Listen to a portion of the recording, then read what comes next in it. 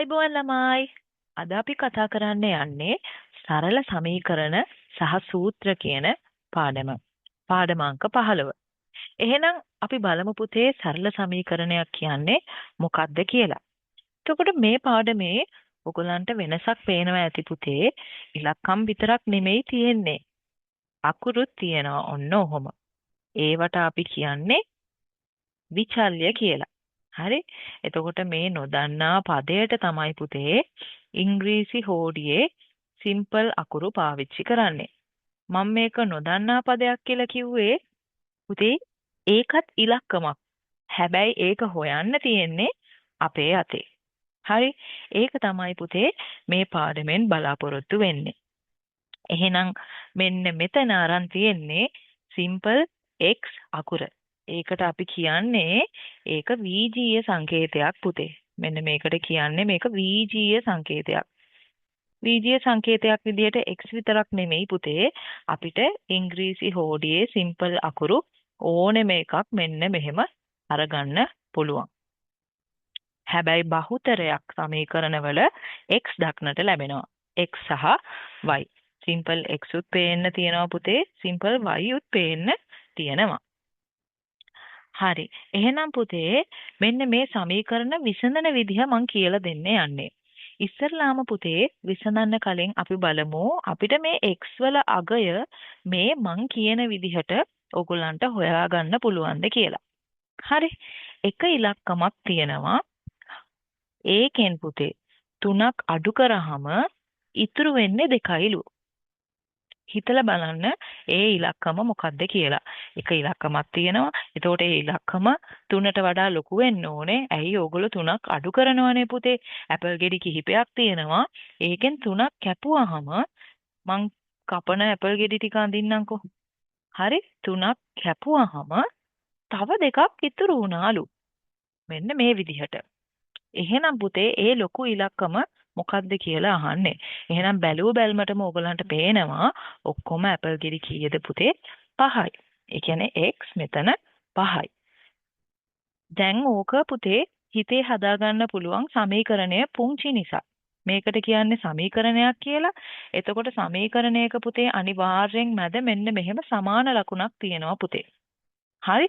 සමීකරණයක සමාන ලකුණක් තියෙනවා. ඒ වගේම වීජීය සංකේතයක් තියෙනවා. ඒ වගේම ඉලක්කම් තියෙනවා. හරි. එතකොට මේක ඊටාම සරල සමීකරණයක් පුතේ. අපි හොයාගත්ත උත්තරේ 5යි කියලා. හරි. ඒක කරන්න ක්‍රමයක් තියෙනවා පුතේ සමීකරණ විසඳීම තුලින්. හරි. එහෙනම් සමාන ලකුණ හින්දා තමයි ඔක සමීකරණයක් කියලා අපි කියන්නේ පුතේ. සමීකරණයක් විසඳද්දී අංක මෙන්න මේ අංක සුළු කරන ක්‍රමයක් තියෙනවා. අපි හිතමු x පදයට එක්ක ඍණ 3ක් තිබ්බා කියලා. ඒ වෙලාවට කරන්නේ ඒ ඍණ 3 අනිත් පැත්තට ගෙනියනවා පුතේ. අපි x ව තනි කරනවා. අපිට අන්තිම උත්තරේ එන්න ඕනේ x සමානයි මොන හරි කියලා. ඒ හින්දා අර ඍණ 3 අනිත් පැත්තට ගෙනියනවා. ඍණ 3 සමාන ලකුණෙන් අනිත් පැත්තට යද්දි පුතේ ධන 3 වෙනවා. ඒ විදිහට පුතේ බලන්න මෙතන ධන 6 තියෙනවා. ධන ඉලක්කමක් අනිත් පැත්තට යද්දී ඍණ 6 වෙනවා. හරි. එහෙනම් පුතේ වැඩි කිරීම 8 මෙන්න මේ 8 x එක වැඩි වෙලානේ තියෙන්නේ. වැඩි කිරීම 8 වැඩි කිරීම මොකක් හරි කියලා තිබුණොතින් අනිත් පැත්තට යන්නේ පුතේ මොනවා විදියටද? බෙදීමක් විදියට ඉර යටට යන්නේ. හරි. ඒ වගේම බෙදීමක් තිබ්බොතින් මෙන්න මේ 6 දැක්කද පුතේ ඒක බෙදිලා තියෙන්නේ නේ. ඉර යට තියෙන්නේ බෙදීමක් තිබ්බොතින් වැඩි කිරීමක් විදිහට අනෙක් පැත්තට යනවා. එතකොට මේවා පුතේ ගොඩාක් වැදගත් මතක තියාගන්න ඕනේ මොනවද විරුද්ධ සලකුණ කියලා. එහෙනම් ඍණ ලකුණක් තිබ්බොත් සමාන ලකුණින් එහා පැත්තේ මම ලකුණු ටික විතරක් ලියන්නම් දැන්. හරි. ඍණ ලකුණක් නම් සමාන ලකුණෙන් එහා පැත්තට ගියාම ධන ලකුණක් වෙනවා. ධන ලකුණක් නම් ඍණ අඩු කිරීමක් වෙනවා. මට එහෙම කියන්න පුළුවන්. අඩු කිරීමක් නම් එකතු කිරීමක් වෙනවා. එකතු කිරීමක් නම් අඩු කිරීමක් වෙනවා. අන්න ඒ විදිහට පුතේ වැඩි කිරීමක් නම් මොකද්ද වෙන්නේ? වැඩි කිරීමක් නම් බෙදීමක් වෙනවා ඉර යට. බෙදීමක් නම් ඉර යට තිබුණු ඉලක්කමක් අනෙක් පැත්තට වැඩි කිරීමක් විදිහට තමයි යන්නේ. ඕක තමයි පුතේ සමීකරණයක් විසඳද්දි මතක තියාගන්න ඕනෙම කරුණ. හරි. දැන් මේක පුතේ අපි රූප වලින් ගත්තනේ උත්තරේ 5යි කියලා. පළවෙනි සමීකරණේ අපි ගත්තා නේද?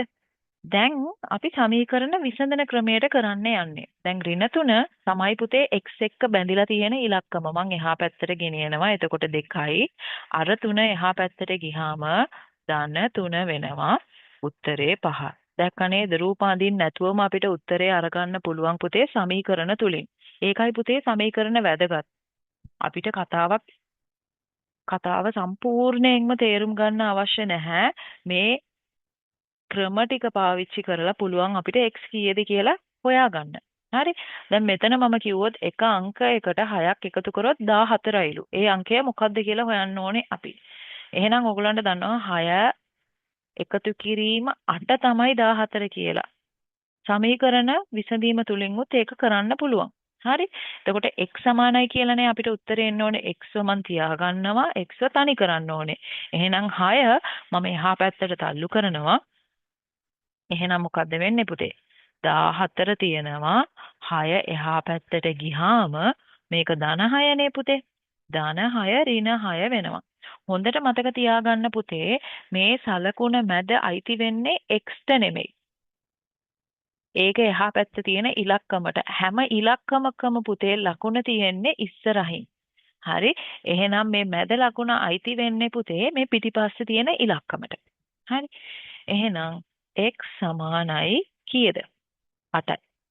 මේක 5යි. ඊළඟට අපි ඕක බලමු එහෙනම්. x තියෙනවා 72 තියෙනවා අනිත් පැත්තේ මට 8 ගෙනියන්න ඕනේ එහා පැත්තට. 8 වැඩි වෙලා තියෙන්නේ වැඩි කිරීමේ විරුද්ධ ලකුණ බෙදීම. මම ඉර යට දානවා 8. එහෙනම් උත්තරේ 9. අන්තිම උත්තරේ හින්දා මං ඉරි දෙකක් ඔන්න ඔහොම තියන්නම්. ඊළඟට මෙන්න මෙතන 6 බෙදිලානේ තියෙන්නේ පුතේ. එහෙනම් x සමානයි 3 6 වැඩි වෙනවා පුතේ. වැඩි කිරීමක් විදිහට එහා පැත්තට යන්නේ විරුද්ධ දේ තමා කරන්නේ අපි. එතකොට ඒක 18. හරි. ඒ විදිහට පුතේ සමීකරණ විසඳීම පුරුදු වුණාම දන්නේ නැති වීජීය පදයක අගය අපිට හොයාගන්න පුළුවන් වෙනවා. ඒ හින්දා තමයි පුතේ සමීකරණ විසඳීම කියන එක වැදගත්. එහෙනම් පුතේ අපි බලමු සරල සමීකරණයක් ගොඩනගා ගන්නේ කොහොමද කියලා. දැන් අපි කරන්න යන්නේ පුතේ පුංචි කාලේ නම් රූප ඇඳලා ගණන් විසඳුවා. හැබැයි දැන් අපි කරන්නේ කතාව කියවලා රූපයක් අඳින්නේ නැහැ පුතේ. සමීකරණයක් ලියනවා. අපි ඒක මොකද්ද? අර දිගට කියන දේ ඉතාමත් කෙටි කරලා අංක සහ අකුරු දාලා ලියා ගන්නවා. x හොයා ගන්න. හරි. එහෙනම් ඒගොල්ලෝ කියනවා අංක 1. x නම් සංඛ්‍යාවකට මම x පුතේ මෙන්න මෙහෙම ලියන්න හේතුව ඔන්න ඔහොම ලිව්වම පුතේ ඔයගොල්ලෝ වැඩි කිරීමක් කියලා හිතනවා. ඒ හින්දා මම ලියන x එක මෙන්න මෙහෙම. පුරුදු වෙන්නත් එක්ක මම කියලා දෙන්නම්. ඔහොම අරන් අංක 2 ලියනවා වගේ අරන් උඩට ගිහින් මෙන්න මෙහෙම දාන්න තියෙන්නේ x එක ලියන්න. හරි? ඒගොල්ලෝ කියනවා x නම් සංඛ්‍යාවකට 7ක් එකතු කළ විට එහෙනම් මං එකතු කරනවා 7ක් එහි අගය 20යිලු. දැන් විසඳන්න කියලා තියනවද? විසඳන්න කියලා නැහැ. හරි. ඒ හින්දා විසඳන්න අවශ්‍යද? නැහැ. ගොඩනගන්න විතරයි කියලා තියෙන්නේ. හැබැයි ඕක අපිට විසඳන්න පුළුවන්. දැන් ඔයගලන්ට පේනවා x කියලා ඉලක්කමක් තියෙනවා 7ක් එකතු කරාම 20යි කියන්නේ 7යි ඒ ඉලක්කමයි 20 වෙන්න ඕනේ. එතකොට 7යි 13යි 20 වෙනවා. උත්තරේ එහෙනම් 13. හැබැයි ඒගොල්ලෝ විසඳන්න ඇහුවොත් සමීකරණය විසඳලා තියන්නේ. එහෙම නැත්නම් අවශ්‍ය නැහැ පුතේ. එතකොට මේක පළවෙනි එකේ උත්තරේ. දෙවෙනි එක අපි ගත්තාම මොකද්ද කියන්නේ? දැන් වයස අවුරුදු x වූ නිමල්ට තවත් අවුරුදු 5ක් ගිය පසු වයස අවුරුදු 18යි. නිමල්ගේ දැන් වයස මොකද්ද පුතේ? x. තව අවුරුදු 5ක් ගියාට පස්සේ කියන්නේ මං ඒ අවුරුදු 5 එකතු කරනවා. එතකොට පුතේ නිමල්ගේ වයස කීයදලු? 18ක් වෙනවලු. ප්‍රශ්න අංක 3. වයිනම් සංඛ්‍යාවකින් 12ක් අඩු කළ විට 27ක් ලැබේ. වයිනම් සංඛ්‍යාවක් තියෙනවා. ඒකෙන් මම 12ක් අඩු කරනවා. එතකොට උත්තරේ 27යිලු. එහෙනම් ප්‍රශ්න අංක 4 පුතේ. ජනවාරි මාස රුපියල් X ප්‍රමාණයක වැටුපක් ලැබූ සමන් තම වැටුපෙන් රුපියල් 5000ක් මවට යවූ පසු සමන්ට තම වැටුපෙන් ඉතිරි වූ මුදල රුපියල් 8000ක්ලු. එහෙනම් සමන්ට මොකද්ද වෙන්නේ? ජනවාරි මාස වැටුපක් ලැබෙනවා. අන්න ඒ වැටුපෙන් පුතේ එයා අම්මට දෙනවා 5000ක්. අම්මට 5000ක් දුන්නට පස්සේ මොකද්ද වෙන්නේ? සමන්ට ඉතුරු වෙන කොටස 8000යිලු. ඒ ඉතුරු වෙන ගාන සමාන ලකුණෙන් එහා පැත්ත ලියා ගන්නවා. එහෙනම් සමන්ට ලැබුණු මුදල කීයද? අපි නිකන් හිතලා බලමු අපිට මේ සමන්ට ලැබුණු මුදල හොයාගන්න පුළුවන්ද කියලා. අම්මට 5000ක් දුන්නට පස්සේ 8000ක් ඉතුරු වෙනවා නම් පුතේ සමන්ට කීයද ලැබිලා තියෙන්නේ? 13000ක්. එක ඉලක්කමකින් 5000ක් අඩු කරාම 8000ක් ඉතුරුයිලු පුතේ. ඒ කියන්නේ අර නොදන්නා ඉලක්කම කීයද? 13000යි. ඒ විදිහට පුතේ සමීකරණ විසඳද්දී හිතන්න පුළුවන් වෙන්න ඕනේ. හිතලා ඕගලන්ට පුළුවන් ඒ ඉලක්කම් ටික එහා පැත්තට ගෙනියලා මං කිව්ව විදිහට මොකද්ද කරන්නේ? විරුද්ධ ලකුණ යොදලා x හොයාගන්න. සමීකරණ විසඳන්න. සමීකරණ කියන එක පුතේ ගොඩාක්ම වැදගත් වෙන්නේ ඔයගොල්ලෝ සංකීර්ණ ගණන් හදන්න ගියාම. අපි මේ පාඩම අන්තිම සංකීර්ණ ගණන් හදනවා. එතකොට සමීකරණ කොච්චර වැදගත්ද කියලා ඔයගලන්ට තේරුම් ගන්න පුළුවන් වෙයි පුතේ. දැනට ඕවා ලේසි. ඒ හින්දා ඔයගලන්ට හිතෙන්න පුළුවන් මොකටද සමීකරණ ඕක කියවලා අපිට කරන්න පුළුවන් නේ කියලා. හැබැයි පුතේ මේ කියවන්න කොච්චර වෙලාවක් යනවද බලන්න. හැබැයි ඔහොම සමීකරණයක් ලිව්ව ගමන්ම විසඳන එක ගොඩාක් ලේසි. ආයි ප්‍රශ්නේ කියවන්නත් අවශ්‍ය නැහැ. හැබැයි මේ වගේ එකකට සමීකරණේ ගොඩනගන කොට පුතේ හොඳට ප්‍රශ්නේ තේරුම් ගන්න ඕනේ. ඒ කියන්නේ ප්‍රශ්නේ භාගෙට කියවලා ඕක කරන්න බෑ පුතේ. ප්‍රශ්නේ ඇතුලේ ඔයගොල්ලෝ ජීවත් වෙන්න ඕනේ. එතකොට ඒකේ මොකද්ද කියන්නේ කියලා හොඳටම තේරුම් ගන්න පුළුවන්. එහෙනම් අංක 5. x නම් සංඛ්‍යාවක් දෙගුණ කළ විට 34යි. ගුණ කිරීමක් එතන. දෙගුණ කළ විට. එහෙනම් ගුණ කරන්න ඕනේ. x කියන එකක් දෙගුණ කරන්නේ. දෙකෙන් ගුණ කරනවා. ඒ හින්දා මම දෙක ඉස්සරහින් ලියා ගන්න. වැඩි කිරීම ලකුණ දාන්නත් පුළුවන්, නොදා ඉන්නත් පුළුවන් පුතේ. දැන් අංක දෙකක් තිබ්බා කියමු අපි මෙන්න මෙහෙම.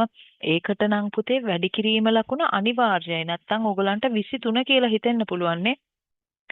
ඒ හින්දා වැඩි කිරීම ලකුණ අනිවාර්යයි. හැබැයි වීජීය පදයක් සහ සංඛ්‍යාවක් තියෙද්දි පුතේ ඒක වෙන්වෙන්ව හඳුනා ගන්න පුළුවන් හින්දා වැඩි කිරීමක් අවශ්‍ය නැහැ පුතේ මැදට. ඔයගලන්ට කැමති නම් දාන්නත් පුළුවන්. ඒකේ වැරද්දක් නැහැ. එහෙනම් දෙගුණ කළ විට 34යිලු උත්තරේ. අංක 6.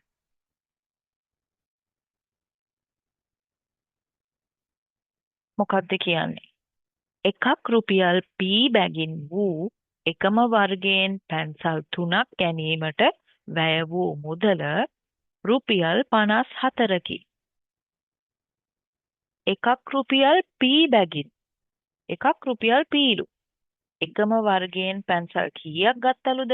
3ක් ගත්තලු. එහෙනම් P වැඩි කිරීම 3. එයාට වැය වුණාලු කොච්චරක්ද? 54ක්. එහෙනම් එක පැන්සලක අගේ ඕනේ නම් අපිට හොයාගන්න පුළුවන් මේ 54 3 වැඩි වෙලානේ තියෙන්නේ. සමීකරණයෙන් එහා පැත්තට ගෙනියලා බෙදන්න.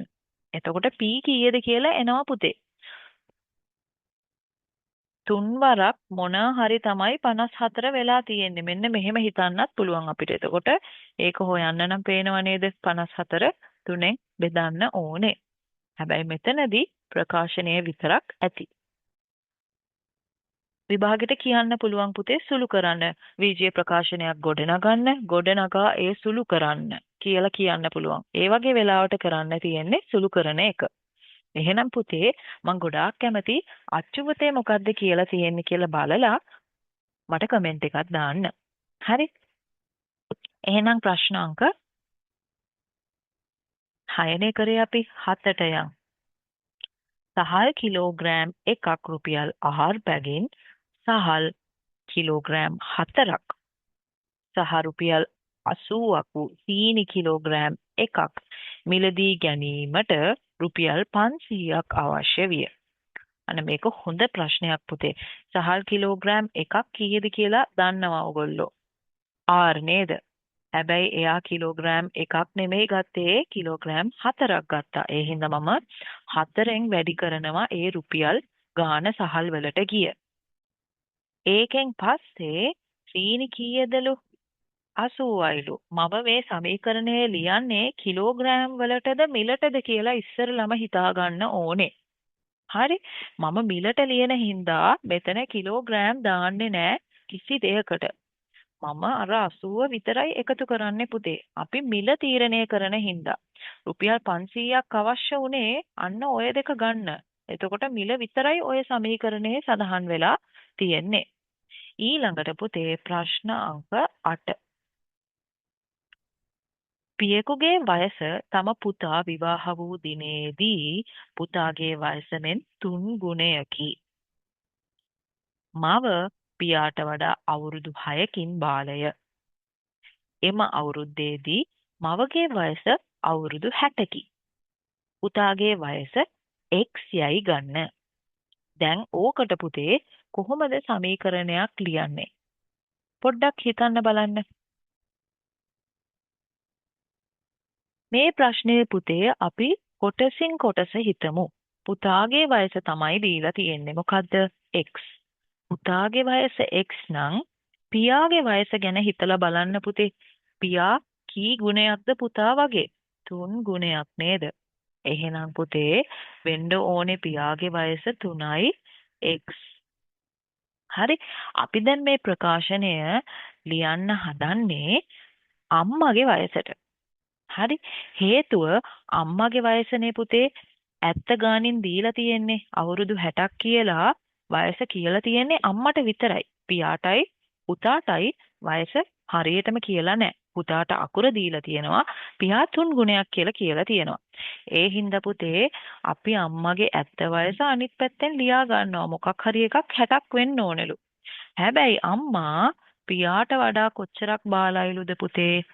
පියාට වඩා අවුරුදු 6ක් බාලයි. එහෙනම් 3යි x වලින් පියාගේ වයස 3යි x ඒකෙන් 6ක් අඩු කරන්න ඕනේ පුතේ අම්මගේ වයස ලැබෙන්න. එහෙනම් පුතේ අපිට ඔන්න ඔහොම සමීකරණයක් ලියන්න පුළුවන්. දැන් නිකන් හරි අපි මේක විසඳුවා කියමු. ඒකෙන් අපිට ලැබෙන්නේ පියාගේ වයසද පුතාගේ වයසද පුතේ? x මොකක්ද කියලා දැනගන්න ඕනේ. අපිට ඕක විසඳීම තුලින් ලැබෙන්නේ අගය x. කාගේ වයසද? පුතාගේ වයස. පුතාගේ වයස හෙව්වනම් පුතේ පියාගේ වයස හොයන එක එච්චර ලොකු වැඩක් නෙමෙයි. අර x තේන උත්තරේ 3ෙන් වැඩි කරන්න විතරයි තියෙන්නේ. මෙන්න මේ කොටස පියාගේ වයස පුතේ. ඒකෙන් 6ක් අඩු කළාම තමා ඒක අම්මගේ වයස වෙන්නේ. ඉතින් ඇත්ත ගාන සමීකරණයෙන් එහා පැත්ත ලියාගත්තා. ප්‍රකාශනය සමීකරණයෙන් මෙහා පැත්ත ලියාගත්තා. ඒකෙන් පස්සේ ඕක විසඳන්න තමා තියෙන්නේ පුතේ. හරි. ඔය කොටස තේරුණා කියලා මං හිතනවා. එහෙනම් පුතේ මේ පාඩම් ටික මෙච්චර විනාඩි ගානකින් මිස් ඔයගොල්ලන්ට උගන්වලා දාලා තියෙන්නේ පුතේ. ගොඩාක් ළමයි මගෙන් විභාගෙට කලින් පාඩම අමතකයි. ඒත් පාඩම මතක් කරගන්න විදිහක් නැහැ කියලා ගොඩාක් ළමයි මගෙන් ප්‍රශ්න කරලා දිනනවා පුතේ. ඒකට විසඳුමක් විදිහට තමයි මට හිතුණා පුතේ ඕගොල්ලන්ට මේ පාඩම් ටික විනාඩි කිහිපයක් කරන් උගන්වලා දාන්න. හරි. එහෙනම් ඊළඟ ප්‍රශ්නය බලමු පුතේ. ඊළඟ ප්‍රශ්නය අංක 9. පුවත්පතක මිල රුපියල් 10කින් ඉහළ යෑම නිසා එම පුවත්පතෙහි නව මිල රුපියල් 30ක් විය. හරි. පුවත්පතක මිල තමයි අපි මෙතනදී මොනවාද කියලා ගන්නෙ? x කියලා ගන්නෙ. ඇයි කිව්වොත් නව මිල දීලා තියෙන්නේ පුවත්පතටනේ පුතේ. නව මිල එහෙනම් 30යි. ඒක අපි ඊළඟ පැත්තෙන් එහා පැත්තෙන් ලියා ගන්නවා. හරි. දැන් ප්‍රකාශනය මෙහා පැත්ත ගමු. එහෙනම් පුවත්පතේ පරණ මිලට තමයි පුතේ මම x කියලා ගන්නෙ.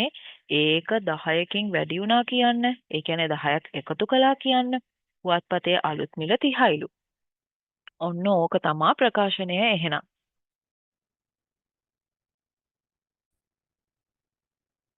එහෙනම් පුතේ අපි ඊළඟ ගානට යන්. අංක 10. ගණන් අංක 10 මොකක්ද කියන්නේ? අපි ඒක බලමු.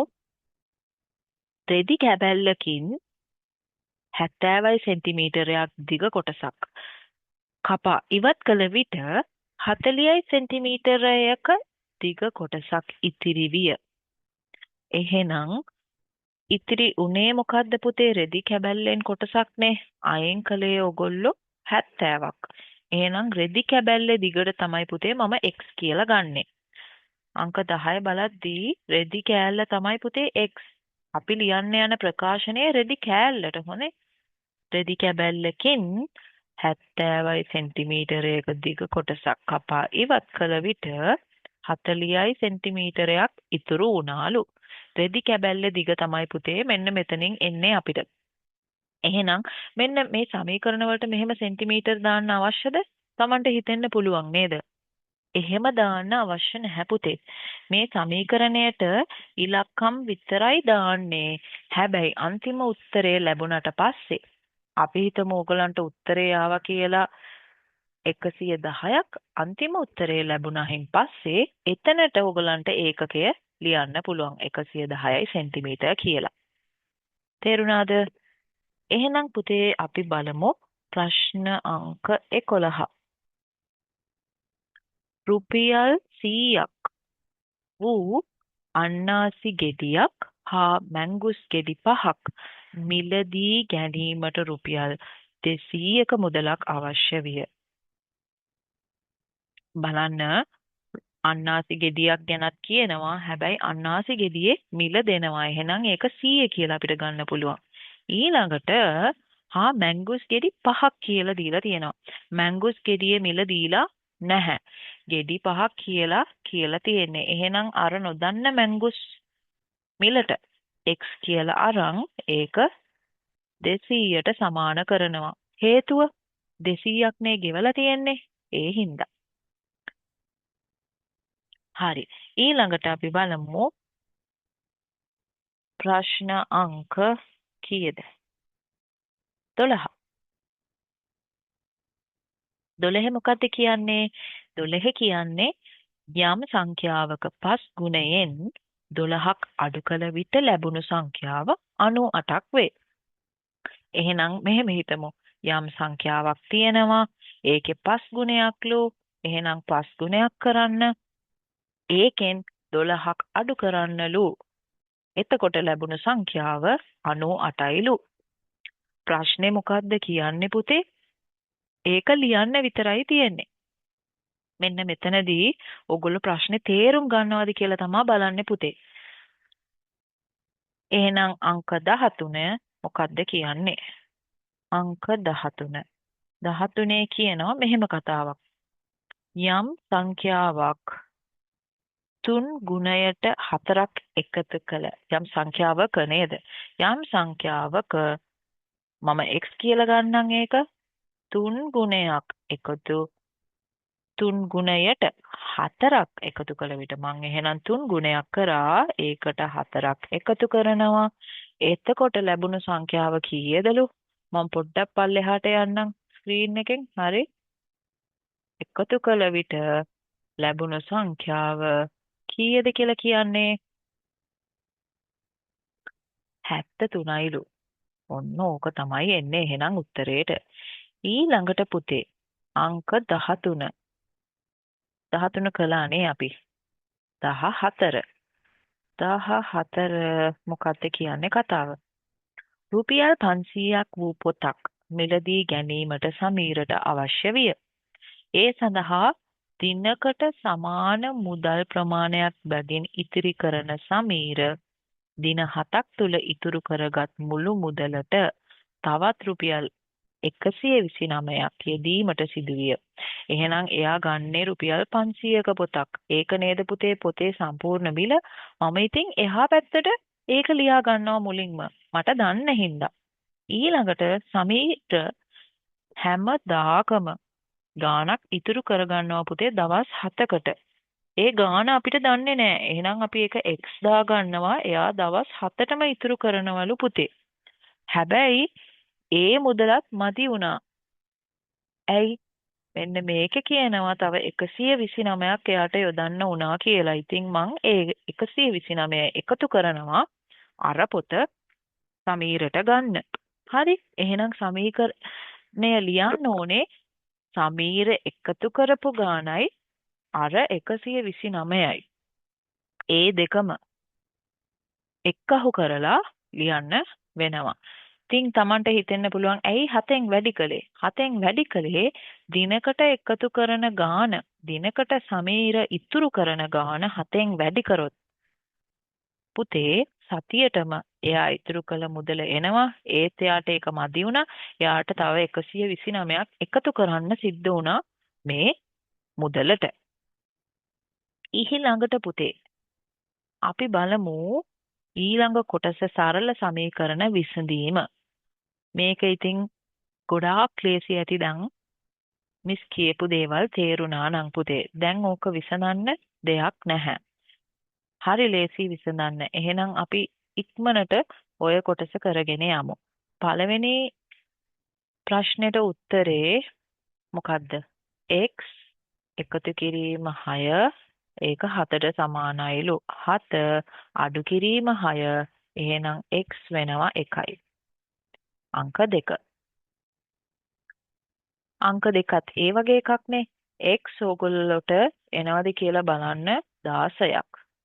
අංක 3 මං කරලා පෙන්නන්නම්. අඩු කිරීම ගානක් හින්දා x අඩු කිරීම 5 සමානයිලු 14ට. එහෙනම් අඩු කිරීම එකතු කිරීමක් විදිහට අනිත් පැත්තට යනවා. එහෙනම් x කීයද පුතේ? 19යි. හතරවෙනියට තියෙන ගානේ x බලන්න 30 ආවද කියලා. ඒක ඕගොල්ලන්ට try කරන්න තියෙන්නේ. එතකොට වීඩියෝ එක pause කරලා Taman try කරලා බලන්න ඒ ගාන ආවද කියලා. පහ පුතේ x එක්ක 6 වැඩි වෙලා තියෙන්නේ 48ට සමාන වෙන්න. එහෙනම් x හොයන්න නම් වැඩි කිරීමක් බෙදීමක් විදිහට අනෙක් පැත්තට යනවා. ඒ හින්දා උත්තරේ 8යි. එතකොට මෙන්න මේ උත්තරේ ලැබුණද කියලා බලන්න ඊළඟ ගණන් වලට. අපි කරා 5 නේද? 6 ඔගොල්ලොට එන්න ඕනේ b සමානයි 8. 7 එන්න ඕනේ පුතේ උත්තරේ 7 පොඩ්ඩක් සංකීර්ණ හින්දා එච්චරම ලොකුත් නැහැ. පොඩ්ඩක් ලොකු හින්දා මම කරලා පෙන්නන්නම්. මෙන්න මේකේ පුතේ ඕගොල්ලොට හිතෙනවා ඇති මම එහෙනම් මුලින් අයින් කරන්න ඕනේ මෙන්න මේ 2ද 5ද කියලා. x එක්ක බැඳිලා තියෙනවා පුතේ ඉලක්කම් ಜಾති 2ක්. මේ වගේ සමීකරණයක් ලැබුණාම පුතේ පිටින් ඉන්න කෙනාව තමයි අයින් කරන්න ඕනේ මුලින්ම. මෙන්න මෙයාවේ ඒ විදිහටම තියෙනවා පුතේ. පිටින් ඉන්න කෙනා බැඳීම අඩු කෙනාව තමයි මුලින්ම අයින් කරන්නේ. එහෙනම් 9 අඩු කිරීම කීයද? 5. 2x තමා මේ පැත්තින් තියෙන්නේ දැන්. එහෙනම් ඕක විසඳන්න 4 කියලා ලියා ගන්න අනිත් පැත්තේ ඒක 2xට සමානයි. දැන් ඔගොල්ලොට පුළුවන් ළඟම ඉන්න ඉලක්කම අයින් කරන්න. ඕක වැඩි කිරීමක් නේ පුතේ. දෙන්න අතර වැඩි කිරීම හින්දා විරුද්ධ පැත්තට ගිහාම 4 බෙදීම 2 x සමානයි 2 වෙනවා. තේරුණාද පුතේ? තේරුණා නම් අනිවාර්යෙන් කමෙන්ට් එකක් දාන්න පුතේ. මිස් ගොඩාක් ආසයි ඔයගොල්ලෝගේ කමෙන්ට්ස් කියවන්න. ඒ හින්දා වීඩියෝ එක බලන ගමන්ම කමෙන්ට් එකක් දාගෙනම යන්න. හරි. එහෙනම් පුතේ අංක 8. 8යි x ධන 7 79ට සමානයිලු. 79න් අයින් කරන්න 7ක් ධන 4 7 වෙනවා. 8යි x ඉතුරු වෙනවා. ඒ හින්දා දැන් තියෙන්නේ 72යි. ඒක සමානයි 8යි x වලට. එහෙනම් x සමානයි 9යට. මං ඒක කොහොමද ගත්තේ කියලා හිතෙනවා ඇතිනේ. එහෙනම් 8යි x 72ට සමානයි නම් තව පියවරක් ලියන්න ඕනේ. 72 8 කොහොමද එහා පැත්තට ගෙනිච්ච පුතේ? බෙදීමක්. ඔන්න ඔතන වැඩි කිරීමක් විදිහට තිබ්බ එක බෙදීමක් විදිහට ගෙනිච්චා. එහෙනම් x සමානයි 9ය. හරි. එහෙනම් පුතේ ඉතුරු ගණන් තුන ඔයගලන්ට පුළුවන් ඇති කියලා මං හිතනවා. ඔය තුන කරලා කමෙන්ට්ස් වල දාන්න පුතේ උත්තර ප්‍රශ්න අංකත් එක්කම. හරි. එහෙනම් අපි බලමු ප්‍රශ්න අංක 2. ප්‍රශ්න අංක 2 පුතේ කියන්නේ කතාවක්නේ. එහෙනම් අපි ලස්සනට ওই කතාව කියවමු පුතේ. කෙසෙල් ගෙඩියක් රුපියල් x බැගින් වූ කෙසෙල් ගෙඩි 18ක ඇවරියක් සහ රුපියල් 80ක් වූ අන්නාසි ගෙඩියක් මිලදී ගැනීමට රුපියල් 170ක් වැය විය. කෙසෙල් ගෙඩියක මිල සොයන්න. එහෙනම් වැඩේ වෙලා තියෙන්නේ මොකද්ද? මේ හැම කෙසෙල් ගෙඩියක්ම x මිලට තමයි මුදලාලි දීලා තියෙන්නේ. හරි? ඒක අපි 18ක් අරන් තියෙනවා. ඔය ඇවරියේ තියෙනවා කෙසෙල් 18ක්. එහෙනම් 18යි x වගේ ප්‍රමාණයක් තමයි අපි මුදලාලිට ගෙවලා තියෙන්නේ. ඒක විතරක් නෙවෙයි. ඉන්න බැරුවට තව අන්නාසි ගෙඩියකුත් අරන්. ඒක රුපියල් 80යි. දැන් ගෙවන්නකෝ ඉතින්. ගෙවන්න තියෙන්නේ 170ක්. රුපියල් 170ක් ගෙවලා තියෙනවා. ඒ හින්දා අපිට ඕක විසඳීම තුලින් මොකද්ද කරන්න පුළුවන්? කෙසෙල් ගෙඩියක මිල හොයන්න පුළුවන්. දැන් එහෙනම් විසඳගෙන යන්න. අපිට ඕනේ උනේ මෙන්න මේ කෙසෙල් ගෙඩියක් කීයට විකුණලාද කියලා බලන්න. එහෙනම් 170න් 80ක් අඩු කළා 18යි x ඒ කියන්නේ කෙසෙල් ගෙඩි 18කට සමාන මුදල දැන් අපි හොයන්න යන්නේ. ඕක 90යි. 18යි x 90ට සමානයි නම් x හොයන්න 90 බෙදනවා 18න්. එහෙනම් කීයද පුතේ? දැන් මෙහෙම එකක් ආවොතින් ඔයගොල්ලෝට දීර්ඝ බෙදීම පාවිච්චි කරන්නත් පුළුවන්. එහෙම නැත්නම් පුතේ දන්න චක්‍රයකින් උඩයි යටයි බෙදන්න පුළුවන් පුතේ. ඔය භාග කියන කොටස පොඩිම භාගයක් කරගන්න. මම උඩයි යටයි පුතේ 9න් බෙදනවා. 9න් කපනවා මම. එහෙනම් 18ට 9ව 2යිනේ පුතේ. 90ට 9ව කීයක් තියනවද? 10ක් තියෙනවා. දැන් ආයි 10යි 2යි තව චක්‍රයක තියනවා කියලා මට පේනවා. ඒ හින්දා මම 2කින් බෙදනවා මෙයාව. මෙයාවත් 2කින් බෙදනවා. මෙයාව 2කින් බෙදුවොත් දෙවරක් 1 2යි. මෙයාව 2කින් බෙදුවොත් දෙවරක් 5 තමයි 10 වෙන්නේ. හරි. ඒ හින්දා උත්තරේ 5යි. ඒ කියන්නේ ඇවරියේ උච්චර කෙසෙල් ගෙඩි ගාණක් පෙනුනට බලන්න මිල හරිම සරලයි. මිල රුපියල් 5යි. හරි. ඒකයි යට 18ක් ගන්න පුළුවන් උනේ. ලාභයි නේද? හරි. එහෙනම් පුතේ අපි යමු 15ට. දැන් පුතේ ඕගොල්ලෝ දැනගන්න ඕනේ කොටසක් තමයි පුතේ සූත්‍ර ගොඩනගන්න. ඒ කියන්නේ ප්‍රශ්නේ තිහා බලලා Tamanට පුළුවන් වෙන්න ඕනේ සමීකරණයක් ලියන්න.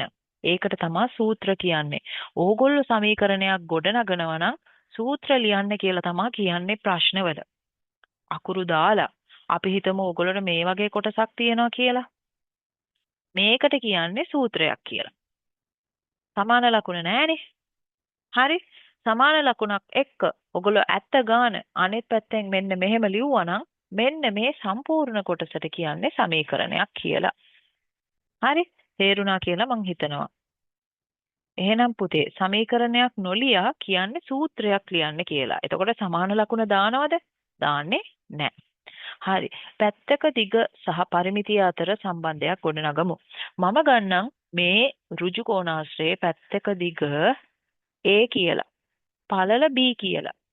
ඒ දෙකටම එන ඉලක්කම මන් දන්නේ නැහැ. ඒ හින්දා ඉලක්කම නොදන්නා විට අපි පරිමිතිය හොයන විදිහ කලින්ම ඉගෙනගෙන තියෙන හින්දා ඕගොල්ලෝ දන්නවා පරිමිතිය හොයන්න නම් පැති හතරම මොකද්ද කරන්න ඕනේ පුතේ? එකතු කරන්න ඕනේ නේද? එහෙනම් අපි මේ මුල්ලෙන් පටන්ගෙන එකතු කරගෙන යමු. A ධන B ධන A ධන B ධන ධන කියලා මං කිව්වේ එකතු කිරීමට. හරි? එකතු කිරීමට ධන කියන්නත් පුළුවන් නැත්නම් එකතු කිරීම කියන්නත් පුළුවන්. දැන් ඔයගොල්ලෝ ලොකු ළමයි හින්දා ධන ඍණ පාවිච්චි කරන්න පුළුවන්. එකතු කිරීමට ධන, අඩු කිරීමට ඍණ. දැන් සමාන පද අපි එකතු කරන්න යන්නේ. ඒ කියන්නේ එකම අකුරෙන් තියෙන පද. සජාතීය පද කියලා කියනවා. හරි සජාතීය පද එකතු කරනවා. එහෙනම් ඔන්න A සහ A එකතු කරොත් අපිට 2A එනවා. මෙන්න මේ දෙන්න සජාතීයයිනේ. B එකතු කිරීම B 2B. හැබැයි A B එකට එකතු කරන්න බෑ පුතේ ඒගොල්ලෝ විජාතීය පද නිසා. වෙනස් පද හින්දා. ඒ හින්දා මෙන්න මෙතනින් නතර කරනවා පුතේ උත්තරේ. පැහැදිලි කියලා මං හිතනවා. ඊළඟට පුතේ මෙන්න මේ සමචතුරස්‍රය අපි බලමු.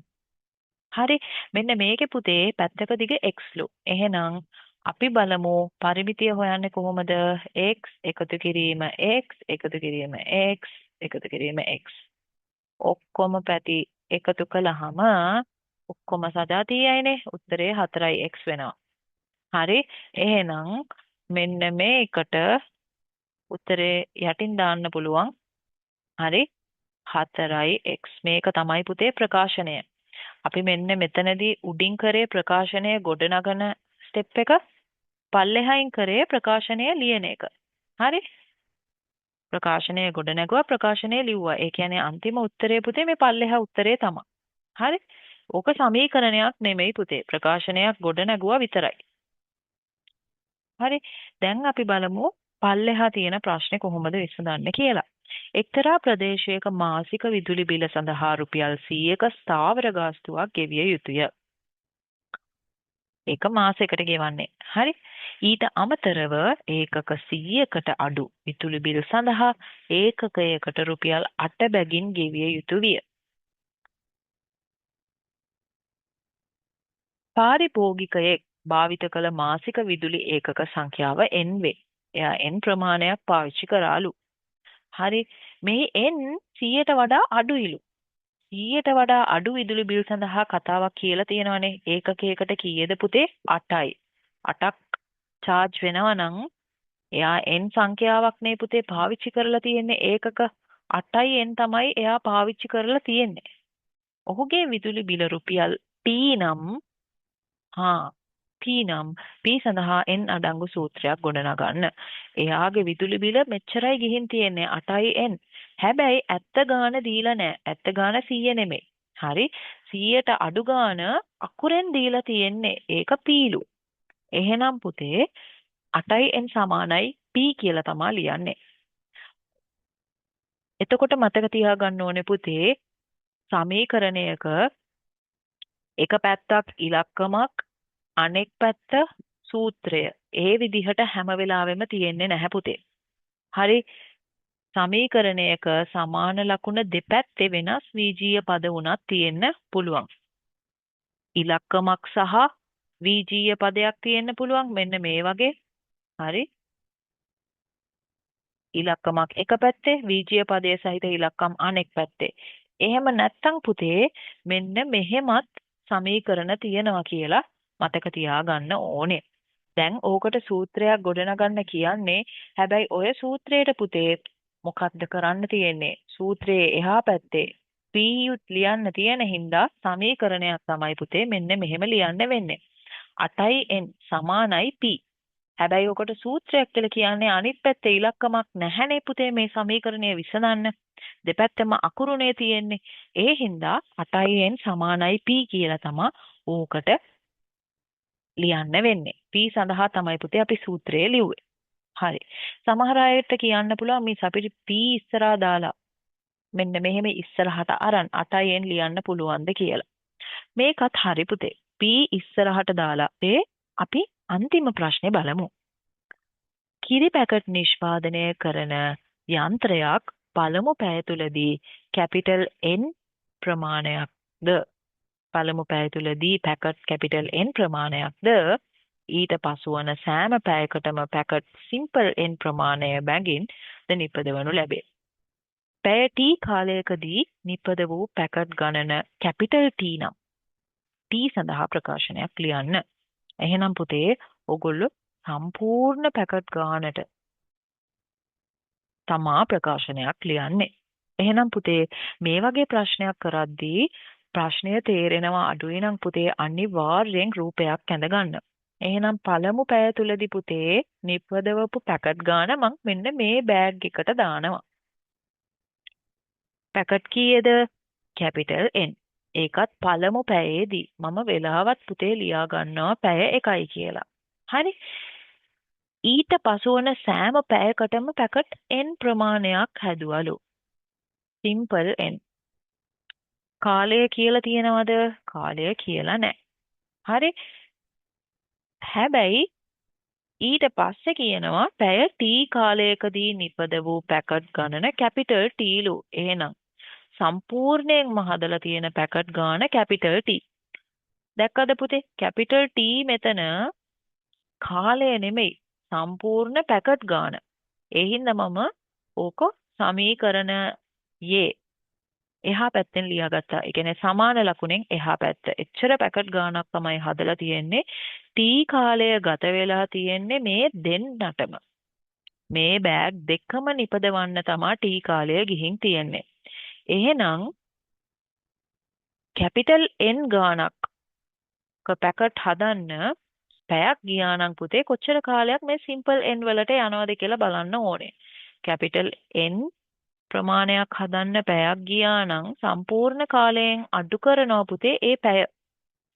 එච්චර කාලයක් තමයි මෙන්න මේ N වලට ඒ කියන්නේ මේ සිම්පල් N වලට ගිහින් තියෙන්නේ. එහෙනම් මං පැකට් ගානත් එක්ක කාලය ලිව්වා. පැකට් ගානත් එක්ක කාලය ලිව්වා. සම්පූර්ණ පැකට් ගාන අර පැත්තෙන් ලිව්වා. එහෙනම් පුතේ සම්පූර්ණ පැකට් ගාන කැපිටල් T ඔය පැත්තෙන් ලියා ගන්නවා. දැන් අපි ප්‍රකාශනය හදනවා. කාලයත් එක්ක වැඩි කරනවා පැකට් ගාන N. ඒකට එකතු කරනවා ඉතුරු කාලයේදී නිපදවපු පැකට් ගාන කාලයත් එක්කම වැඩි කරනවා. මෙච්චර T අඩු කිරීම 1. නැත්නම් T ඍණ 1නේ පුතේ කාලය නේද? ඒ දෙකටම මේ n අයිති වෙන හින්දා වරහණක් දාන්නම ඕනේ. ඔච්චර කාලයකදී තමා සිම්පල් n ප්‍රමාණයක පැකට් නිපද උනේ. දැන් එක්වරක් කැපිටල් N පුතේ n. ඒ හින්දා ඒක n විදිහටම ලියන්න පුළුවන්. ඒක අවශ්‍ය නැහැ. ඕක පුතේ විසඳන්න අවශ්‍ය නැහැ. කාලය මෙන්න මේ විදිහට ඇතුලේ තියලා කැපිටල් T ඔන්න එහා පැත්තෙන් ලියා ගන්න පුළුවන්. මේක තමයි පුතේ ප්‍රකාශනය. Tamanට හිතෙන්න පුළුවන් T එක ඉස්සරහට ලියන්න බැරිද ටීචර්? එහෙම අහනවනේ ළමයි. ඉස්සරහට අරන් පුතේ ලියන්න පුළුවන්. එහෙනම් T එක මෙහා පැත්තට දාලා ඉතුරු ටික ඒ විදිහටම පුතේ එහා පැත්තෙන් ලියා ගන්න තියෙන්නේ. එච්චරයි. එහෙනම් පුතේ ඔය ගාන Tamanට තේරුණා කියලා මං හිතනවා පුතේ. ප්‍රශ්නයක් තියෙනවා නම් අනිවාර්යයෙන්ම කමෙන්ට් කරන්න පුතේ. මේ පාඩම් හදලා තියෙන්නේ ඔයගොල්ලන්ට විභාගේ ගොඩාක් ලේසි වෙන්න ඒ වගේම පාඩම් පුළුවන් කරගන්න. ඒ හින්දා පුතේ අනිවාර්යයෙන්ම Tamanට බැරි පාඩමක් තියෙනවා නම් කමෙන්ට් කරන්න. මිස් පුළුවන් විදිහට මිස්ගේ ෆ්‍රී ටයිම් එකේදී ඔයගොල්ලන්ට කියලා දෙන්න. අනිවාර්යයෙන්ම. එහෙනම් පුතේ හැමෝටම සුබ දවසක්. ආයිබෝවන්. තවත් වීඩියෝ එකක හමු වෙමු එහෙනම්.